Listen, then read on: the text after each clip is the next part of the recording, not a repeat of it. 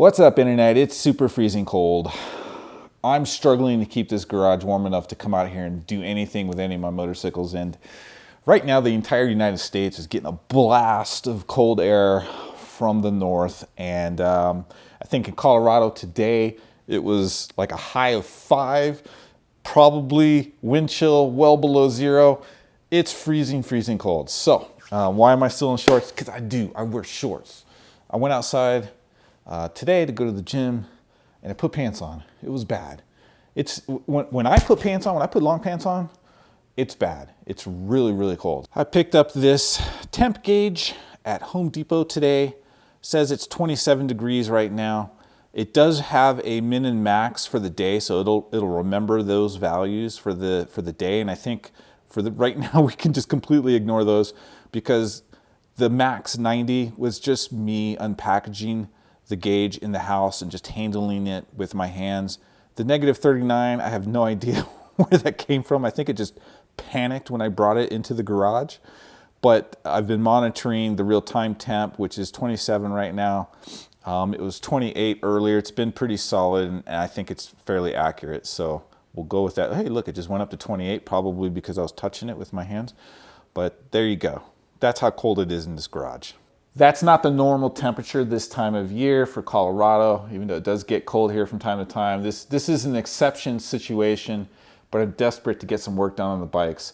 So in the past, I've had these little space heaters, which have done a decent job. I would have one here and I had one on the other side of the garage, both putting out a little bit of heat, and they do a decent job when the temperatures are, you know, around freezing, 32 degrees Fahrenheit, or, you know, maybe a little bit warmer than that. They do a decent job of making it decent in the garage, but they simply can't keep up with these frigid Arctic temperatures of below 0. So I picked up this bad boy. This is a propane jet engine that's gonna heat up my garage. Okay, I'm starting to shiver, it's so cold in here. So we're gonna fire this thing up. We're gonna let it run for 10 minutes because it is propane. You generally don't wanna use these indoors. You wanna use them in a ventilated area, not super ventilated here. So we're gonna run it for 10 minutes, see what it does to the temperature in the garage, and then go from there.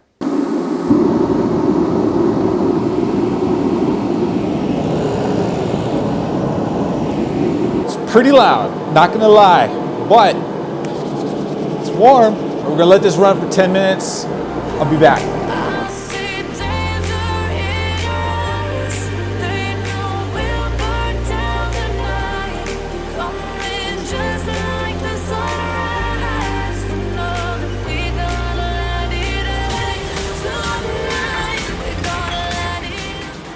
We saw a temperature increase. I think it went up to 40 degrees Fahrenheit. We started at 28 degrees Fahrenheit. I set my timer to 8 minutes and 30 seconds because it took me a minute and a half before I actually started the timer.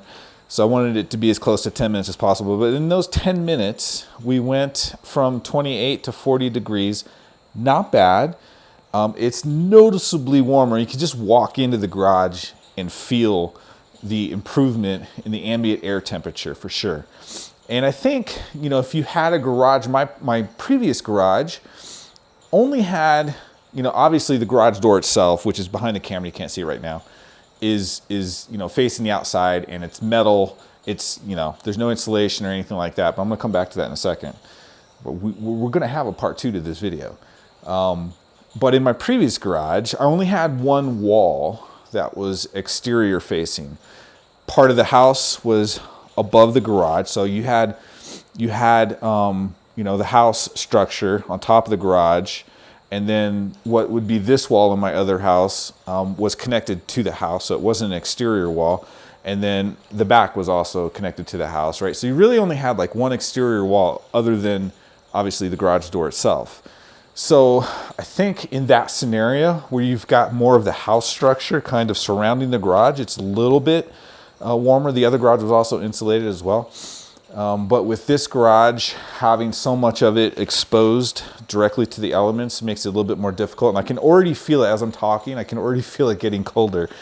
And, well, it says 42. 42 degrees. I didn't look at it when I shut it off, so I'm not sure what it actually got up to before I actually turned it off. Maybe 43, 44, something like that. But it's definitely better than it was. I can still see my breath. So in these extreme cold conditions, maybe I need to let it run a little bit longer, but I'm really not comfortable running a propane jet engine in my garage for more than 10 minutes. Plus it's super, super loud. The other thing I don't like about it is there's no on-off switch.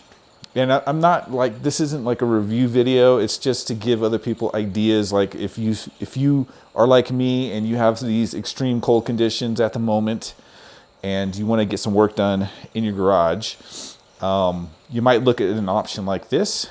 And really all I'm trying to give you is a realistic expectation of what this heater is going to do in this context, in this garage design, et cetera, et cetera, et cetera. So I'm trying to give you as much information as possible, but it's already starting to get cold again. So part 2 of this video is I have insulation coming for my garage door. So these are like thick reflective panels.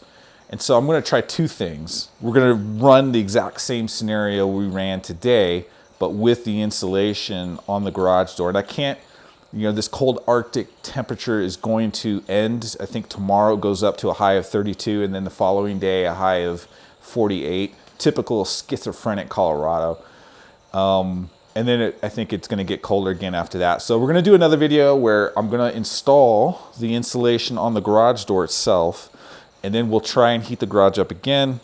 Temperatures will be different. There's nothing I can do about that. But I'm also going to, I think, maybe turn the jet fan around and have it pointed at the garage door, because this insulation is supposed to have kind of a reflective material on one side. And I'm thinking, hey, maybe that'll like bounce the heat back and keep the garage door pretty warm, but we'll see. I don't know. We're just trying shit. And it's getting pretty cold in here again.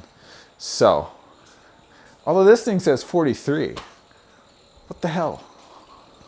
All right, guys, stay tuned for part 2 when we insulate the garage door and fire up the jet engine again, and we'll see how that works. Yeah. Okay. I think that's it. Keep the upside down. We'll see you in the next video. Maybe I'll have a bike on the bike lift and actually get something done.